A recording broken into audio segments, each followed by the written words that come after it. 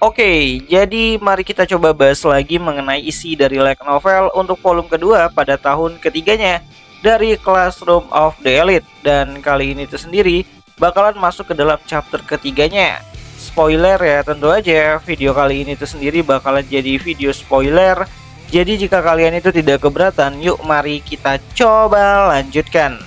Nah, jadi pada chapter ketiga kali ini itu sendiri bakalan berjudul Mengetahui Siapa Yang Sedang Kau Hadapi, dimana VOV akan berganti ke kelasnya dari Horikita Suzune.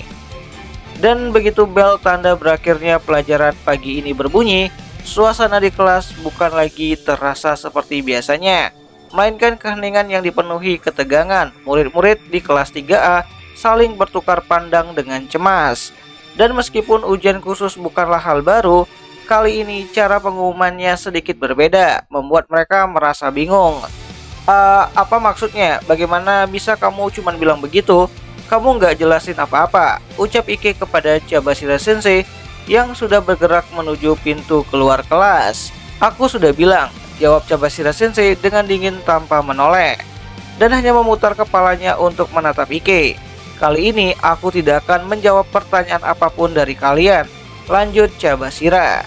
Tapi tetap saja, keluh Ike yang suaranya terdengar bercampur dengan rasa bingung dan juga putus asa. Dan dengan nada kesal, Chabashira Sensei melanjutkannya dengan tegas. Aku tidak dingin tanpa alasan, ini memang aturannya. Sebagai guru, kami dilarang menjelaskan detail ujian khusus kali ini. Dimana nada suaranya membuat suasana kelas semakin tegang, dan Ike pun mulai menegang dan semua orang bisa merasakan ketegangan itu. Aku ingin kalian berhenti bersikap kekanak-kanakan dan tunjukkan bahwa kalian sudah berkembang. Tunjukkan bahwa kalian bukan lagi orang yang sama seperti saat pertama kali kalian masuk ke sekolah ini, sambung Chabashira. Dimana kalimat terakhirnya jelas dimaksudkan untuk menekankan maksudnya. Ini bukan sekedar provokasi. Memang dari awal Chabashira Sensei tidak berniat menjelaskan aturan ujian kali ini. Mereka seharusnya bisa menyadari itu dari cara pengumuman yang sengaja dibuat aneh di jam homeroom. Dan tanpa sedikit pun menoleh lagi, Chabashira Sensei menutup pintu dengan keras dan meninggalkan kelas. Bahkan setelah pintu tertutup, ruangan tetap terasa sunyi. Justru kepergiannya membuat suasana semakin hening. Dia beneran pergi begitu saja, mana bisa kita ngapa-ngapain kalau nggak ada aturannya. Dia bilang memang sengaja nggak mau ramah, tapi tetap saja dingin banget kan? Bener, dia parah banget, mungkin karena kita kalah di ujian khusus kemarin. Tapi tetap saja, kita sudah berusaha.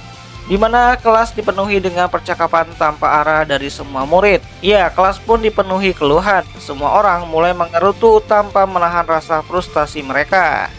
Aku tahu kalian kesal, tapi untuk sekarang tenang dulu. Marah-marah nggak akan bikin aturan berubah, ucap Sudo dengan nada menenangkan, dimana Sudo pun mengangkat kelingking kirinya dan berbicara ke teman-temannya yang sedang gelisah. Sudo benar, nggak perlu panik, semua orang ada di situasi yang sama. Nggak ada yang diuntungkan atau dirugikan sekarang ini, ucap Hirata-kun yang mencoba untuk meredakan suasana. Tapi tetap saja, keluhan Ike itu tidak berhenti. Serius, kita nggak akan bisa ngapa-ngapain kalau nggak tahu aturannya. Mending kita nggak usah ngapa-ngapain saja selama seminggu ini, bagaimana? Ucap Ike. Ya, aku rasa itu memang lebih baik, ucap Shinohara yang ikut menanggapinya. Dan sependapat dengan rasa frustasinya si Ike, Ike pun melanjutkan. Rasanya kita seperti sengaja dibuat nggak tahu apa-apa ya, ucap Ike. Ya, aku bisa memahami rasa frustasi mereka, tapi mau bagaimanapun perasaan mereka, ujian khusus kali ini sudah diumumkan dan faktanya tidak akan berubah. Dan yang paling penting sekarang adalah bagaimana kita meresponnya. Langsung berasumsi bahwa kita sama sekali tidak punya petunjuk sebelum sempat berpikir, itulah kesalahan terbesarnya. Aku tidak bisa membiarkan suasana kelas terus memburuk seperti ini, jadi aku berdiri dan berbicara. Ujian khusus dimulai besok, panik sekarang cuma akan buang-buang waktu. Yang perlu kita lakukan adalah tetap tenang, bertukar ide dan membuat strategi, ucap Horikita yang tetap saja merasa ada keraguan di dirinya. Dan dengan tangan bersilang dan mata menatap layar monitor yang kosong, Hondo pun mengutarakan apa yang dipikirkan banyak orang. Tapi tanpa tahu aturannya, ide seperti apa yang bisa kita buat, ucap Hondo. Kalau kita kumpulkan semua ide, mungkin kita bisa menebak bentuk tesnya. Tinggal siapkan beberapa kemungkinan strategi, jawab Horikita. Iya sih, mungkin kamu benar, tapi tetap saja kita nggak bisa mengabaikan sikap sensei yang barusan. Maksudku apa-apa sikap dinginnya tersebut, lanjut Shinohara. Di mana Shinohara terlihat makin kesal dengan cara Cabashira Sensei menjawab tadi sebelum keluar kelas. Beberapa siswa lain juga merasakan hal yang sama. Menurutku, hal itu nggak seharusnya lebih penting daripada isi ujian khusus itu sendiri. Memang benar, dibandingkan dulu, Cabashira Sensei sekarang sedikit lebih melunak. Di akhir tahun kedua, beliau bahkan mulai bisa tersenyum lebih sering, sampai rasanya seperti melihat orang yang berbeda. Tapi untuk sekarang ini, di tahun ketiga, setelah Ayano Koji-kun pergi, mungkin beliau merasakan kehilangan itu juga. Namun sikapnya yang dingin sama sekali tidak menunjukkan tanda-tanda kelembutan. Meski begitu, bukankah itu justru pertanda kalau kelas A akan menghadapi situasi yang sulit dan menanjak mulai sekarang? Mungkin dia memang sengaja menghilangkan sikap ramahnya agar kita lebih siap. Ya, apapun alasannya, berharap kebaikan dari seseorang tanpa memberi imbalan apapun itu jelas tidak realistis. Dan itulah cara pandangku. Tapi orang lain tidak berpikiran begitu. Dan tak lama kemudian, rasa tidak puas itu tidak hanya diarahkan kepada para guru, tapi juga pada Hirata dan juga Sudo. Kami semua merasakan kecemasan yang samar tapi berat. Sebenarnya aku ingin menenangkan mereka, tapi aku menahan diri. Bagaimanapun seluruh kelas sedang mencoba menutupi kekosongan yang ditinggalkan Ayano Koji. Mereka semua juga menjadi korban dari hal itu. Dan dengan begitu jam pelajaran pertama pun berakhir tanpa adanya diskusi yang berarti. Ya, waktu berlalu begitu saja tanpa ada solusi. Nah, masuk ke dalam bagian pertama pada chapter ketiganya. Saat istirahat singkat dan jam makan siang berakhir, aku dengan hati-hati mendekati setiap murid dari kelas 3A yang terlihat cemas. Ya, satu persatu untuk meminta izin mengadakan diskusi setelah jam sekolah. Aku ingin agar mereka mau sedikit saja mengungkapkan kekhawatiran mereka, supaya para murid seperti Ikki dan Shinohara yang sudah kesal tidak harus pulang dengan perasaan tertekan. Di mana Sudo sudah memberikan respon yang cukup keras, dan meskipun Cabashira Sensei terlihat sama dinginnya seperti pagi tadi, aku merasa sudah membuat keputusan yang tepat dengan mengambil inisiatif ini. Horikita, seperti yang aku bilang saat jam istirahat tadi, nanti akan ada rapat OSIS sekitar 1 jam. Kamu bebas memutuskan sendiri, tapi jangan lupa, ucap Sudo saat lewat di hadapanku. Baiklah, aku mengerti, jawab Horikita. Ya, seperti yang kuduga, Sudo tidak menyinggung soal ujian khusus waktu pelajaran terakhir.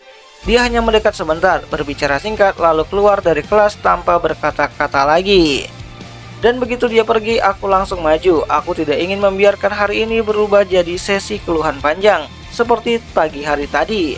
Dan baru saja aku sampai di podium, ada murid lain yang mulai bergerak keluar juga. Orang itu satu-satunya yang belum sempat aku ajak bicara, walau aku sudah menyadari dia punya sikap yang agak mencurigakan. Ya, seperti biasa, Koenji-kun berdiri dari tempat duduknya dan melangkah keluar dari kelas dengan cepat. Dan hal itu ia lakukan tanpa menoleh dan berbicara sedikit pun. Hoi, Koenji, panggil Sudo dengan setengah hati, namun Koenji sama sekali tidak menghiraukannya. Dan dia hanya pergi begitu saja. Ya, memang begitulah dia, tidak ikut campur dalam diskusi, tapi juga tidak membantu. Itulah sebabnya aku bahkan tidak berusaha berbicara dengannya sebelum ini. Mengajaknya hanya akan memicu konflik yang tidak perlu, maka lebih baik aku membiarkannya, anggap Horikita. Bahkan Sudo yang biasanya keras pun tampak tidak nyaman menghadapi Koenji. Dia langsung menyerah ketika Koenji menjauh. Tidak apa-apa, kita bisa memulai diskusi tanpa dia seperti biasa, dan rasanya justru lebih tenang. Tapi tetap saja, apakah dia memang harus terus dibiarkan seperti itu selamanya? Anggap Horikita yang masih bingung dengan sikapnya sebagai seorang pemimpin. Hirata-kun, maaf, bisakah kita mulai tanpa aku? Tapi aku janji sebentar lagi akan kembali, ucap Horikita. Baiklah Horikita-san, jawab Hirata dengan lembut. Lalu aku tinggalkan dia untuk sementara di dalam kelas, untuk mengambil alih diskusi. Dan dengan langkah cepat, aku keluar kelas mengejar Koenji yang masih ada di lorong. Sampai akhirnya aku melihatnya dari kejauhan dan aku mempercepat langkahku untuk menyusulnya. Bisa berhenti sebentar, ucap Horikita sambil melirik Koenji dari dekat. Oh, Horikita girls, kamu punya urusan denganku? Jawab Koenji sambil melirik sekilas tanpa menghentikan langkahnya. Dimana aku mengangguk dan dia hanya memutar badannya sedikit ke arahku sambil tetap berjalan. Aku pun melangkah lebih cepat menyusulnya dan berjalan di sebelahnya. Aku ingin kamu mau mendengar apa yang ingin aku katakan, ucap Horikita. Aku tidak keberatan mendengarkannya, asalkan kita terus berjalan, jawab Koenji dengan santai. Tidak, aku mau kamu kembali ke kelas sekarang dan ikut mendengarkan diskusi, ucap Horikita. Ya, permintaanku sebenarnya sederhana, jadi aku tidak berharap banyak. Namun Koenji tidak bereaksi berlebihan, dia hanya tersenyum sambil memperlihatkan gigi putihnya yang rapi. Itu tidak ada gunanya, waktuku sangat berharga. Kau tahu, lagi pula kita sudah punya kesepakatan. Aku tidak berkewajiban membantumu lebih dari itu, benar kan? Jelas Koenji. Aku tahu, aku hanya memintamu untuk mendengarkan diskusi saja. Aku tidak meminta kerjasamamu dalam ujian khusus kali ini. Aku bahkan tidak memintamu berbicara, balas Horikita. Ya, aku tahu kalau aku berharap pada kemampuannya untuk membantu tim bisa menang, dia pasti akan langsung menolaknya, dan itu haknya. Dan karena itulah aku menawarinya sesuatu yang lebih sederhana. Kamu hanya perlu duduk di sana sampai rapat selesai, hanya itu. Lebih mudah kan? Sambung Horikita. Kamu terdengar bersemangat, guma Koenji. Tapi aku tidak mengerti apa gunanya, sambung Koenji kembali. Karena perlu bagi kelas untuk kembali bersatu. Aku tidak mau ada yang merusak keseimbangan itu. Jika satu orang saja membuat kekacauan, itu akan mempengaruhi semangat seluruh kelompok, jelas Horikita. Ya, itu adalah alasanku, dan aku menatapnya sambil mengatakan hal tersebut. Setidaknya aku berharap Koenji mau mengerti, tapi yang kudapat hanyalah tawa kecil darinya. Kau bilang hal yang aneh. Kalau hanya ketidakhadiranku saja bisa menghancurkan persatuan kelas, berarti kepemimpinanmu sangatlah lemah, Horikita Girls, ucap Koenji. Ya, entah aku kompeten atau tidak, bukan itu masalahnya. Kalau setiap siswa bebas bertindak sesuka hati mereka, kita tidak akan bisa disebut bersatu. Kelas hanya kuat kalau semua anggotanya kompak, ucap Horikita kembali. Ya, aku lihat kau cukup pandai berbicara sekarang ini, ujar Koenji sambil tertawa. Tapi kau bilang bersatu lagi, sekarang jawab aku. Kapan kita, tanpa terkecuali, pernah benar-benar bersatu sebelumnya? Tanya Koenji. Di mana ucapan itu membuatku terdiam sesaat, namun Koenji tidak memberiku waktu untuk berpikir. Dia terus berjalan lagi. Kalau kau bilang kita tidak pernah bersatu, kau salah. Selama 2 tahun ini, mungkin tidak selalu, tapi kita sudah beberapa kali bersatu dan bekerja sama. Itu sebabnya kita bisa sampai di kelas 3A sekarang ini, jelas Horikita. Kita sudah menghadapi banyak kesulitan dan mengatasinya bersama-sama. Mungkin bukan sesuatu yang patut dibanggakan, tapi itu kenyataan, sambung Horikita kembali. Aku ingin kau menambahkan menurutku di akhir pernyataan itu, balas Koenji setelah mendengar perkataan Horikita. Akan lebih baik kalau kau juga menambahkan menurutku pada ucapanmu, balas Horikita. Ya, meskipun kami hanya saling beradu kata, aku tidak bisa mundur. Aku harus tetap menekannya. Kau bilang kekuatan kelas berasal dari persatuan, tapi kenyataannya itu hanya bisa terjadi karena Ayano Koji yang mengatur semuanya dari belakang layar. Kau pasti tahu itu tanpa harus kujelaskan, bukan? Ucap Koenji dengan santai, namun membuat Horikita tertekan. Ya, kenyataannya Ayano Koji memang sudah tidak ada di sini, tapi bukan berarti kami hanya bisa menang kalau ada dia. Kalau kau benar-benar berbicara dari hati, maka itu cerita yang menyedihkan. Kau bicara soal persatuan dan kekuatan, tapi sebenarnya kau hanya berusaha meyakinkan dirimu sendiri bahwa kau bisa menang tanpa Ayano Koji Boy. Ucap Koenji kembali. Itu, balas Horikita yang tidak bisa menyangkal perkataan Koenji. Ya, bagiku ucapannya terasa seperti pisau yang menusuk dari belakang. Walaupun aku kembali ke kelas, itu tidak ada artinya. Tidak peduli sekeras apapun kau berusaha. Selama kau tetap jadi pemimpinnya, kita tidak akan bisa menang melawan kelas lain, ucap Koenji. Ya, Koenji menegaskan kekurangan Horikita tanpa sedikit pun rasa ragu. Jadi maksudmu, aku tidak cukup baik? Tanya Horikita. Ya, jika dibandingkan dengan Ichinose yang sudah mendapatkan kepercayaan penuh dari kelasnya dan bisa menyatukan mereka semua, Ryuen yang menggunakan otak dan intimidasinya untuk menaklukkan kelasnya, Sakayanagi yang memiliki kemampuan luar biasa dan diakui karenanya, dan Ayano Koji-kun yang langsung diterima kelasnya berkat kekuatannya yang luar biasa. Dibandingkan dengan mereka semua, aku tidak bisa menyangkal kalau aku memang berbeda. anggap Horikita. Ya, mungkin kau benar, tapi itu tidak berarti aku harus menyerah di sini. Kalau aku ingin memperkuat hubungan yang sudah ada, aku harus melakukannya, walaupun caranya tidak sempurna, balas Horikita. Aku tidak menyangkal itu. Kau bebas melakukan apapun yang kau mau, tapi sama seperti aku yang tidak punya alasan untuk mengikuti perintahmu, aku juga bebas untuk tetap tidak ikut campur, ucap Koenji. Kau orang yang hebat, aku mengerti itu, tapi sekarang Ayano Koji-kun jadi musuhmu. Dan posisi kelas kita sebagai kelas A tidak akan bertahan lama kalau begini. Apa kau tidak apa-apa dengan hal tersebut? Tanya Horikita. Ya, tanpa kerjasama, bisa lulus sebagai kelas A itu akan sulit. Aku harus tahu apakah Koenji sadar akan hal itu atau tidak. Dan apakah dia siap? Dimana aku mengamati setiap gerakannya dengan hati-hati. Berusaha menemukan sedikit saja perubahan dalam sikapnya. Atau celah dalam senyum biasanya. Tapi bahkan saat aku menatapnya tajam, Koenji tidak bergeming. Malah dia menatap balik dan tersenyum seperti biasa. Pada akhirnya, kau tidak berbeda dengan yang lainnya, ucap Koenji sambil terus berjalan menjauh dari kelas. Tidak berbeda? Maksudmu apa? Tanya Horikita sambil tetap berjalan di sebelahnya. Itu trik murahan untuk memicu rasa urgensiku dan mendorongku untuk bertindak. Itu maksudku, balas Koenji. Maksudmu ada orang lain yang mencoba ini sebelumnya? Tanya Horikita. Apa ada orang di kelas ini yang menghadapi Koenji secara langsung? Bahkan Sudo biasanya hanya memperingatkan setengah hati dan sebagian besar menghindarinya. Hirata-kun mungkin bisa bicara padanya, tapi dia tidak akan melakukan sesuatu yang terkesan memaksa, pikir Horikita. Ya, siapa tahu, jawab Koenji sambil tertawa. Dan saat aku berpikir, aku sadar kami hampir sampai di pintu keluar sekolah.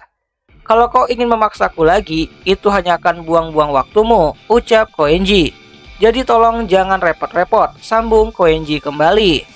Aku ingin menerima saranmu itu, jawab Horikita, tapi aku tidak bisa. Aku akan terus mengejarnya sampai dia menyerah dan setuju kembali ke kelas, dimana aku bisa merasakan api yang membara di dalam diriku. Tapi perasaan itu langsung berubah ketika dia menatapku dan berkata, "Saran? Kau salah paham. Sayangnya itu bukan saran, itu peringatan," tegas Koenji kepada Horikita. Ya, aku hanya bisa terdiam. Tatapannya menembus diriku, membuatku tanpa sadar menahan nafas. Itu adalah tatapan dingin penuh permusuhan. Sesuatu yang jarang kulihat dari Koenji. Ada kilatan berbeda di matanya, bukan seperti Ryuen yang biasanya menakuti orang lain. Tapi kali ini lebih kepada ancaman yang nyata. Kau berencana menjadikanku musuhmu juga? Horikita Girls, tanya Koenji kembali. Ya, dia bukan sekutu, hanya netral. Dan sekarang, netralitasnya itu tergantung pada seutas benang tipis di depanku. Itu adalah ancaman. Kalau aku berusaha membuatnya meninggalkan sikap netralnya itu, dia tidak akan menunjukkan belas kasihannya. Bukan itu maksudku, jawab Horikita dengan pelan. Dimana tekadku langsung runtuh seketika dan aku berhenti melangkah. Aku tidak punya pilihan selain berhenti. Kehilangan kerjasamanya saja sudah sangat buruk. Tapi kalau sampai dia menjadi musuh, akibatnya akan sangat fatal. Koenji-kun, suka atau tidak, dia adalah pengacau alami. Kalau dia benar-benar memutuskan untuk menghancurkan kelas ini, dia tidak akan ragu. Baiklah, kalau begitu aku akan pergi, ucap Koenji kembali. Dan dengan begitu saja, Koenji mulai melangkah pergi. Dan aku hanya bisa berdiri di sana dengan rasa frustasi yang berputar di dadaku. Tak berdaya, dan pada akhirnya aku bahkan tidak bisa menghentikannya untuk berjalan pergi. Nah, jadi kurang lebih seperti itulah isi dari bagian ke-1 dan juga kedua ya pada chapter ketiga dari Classroom of the Elite untuk adaptasi light novelnya pada volume 2 di tahun ketiganya. Dimana jika kalian suka dengan konten seperti ini, kalian bisa bantu aku dengan cara tulis di kolom komentar, "Bang, lanjut bang, nanti akan aku coba lanjutin ceritanya." Dan akhir kata itu aja lah dulu mengenai video kali ini, dan jika ada yang salah aku minta maaf, dan ya sampai jumpa di video yang lainnya. Gianni.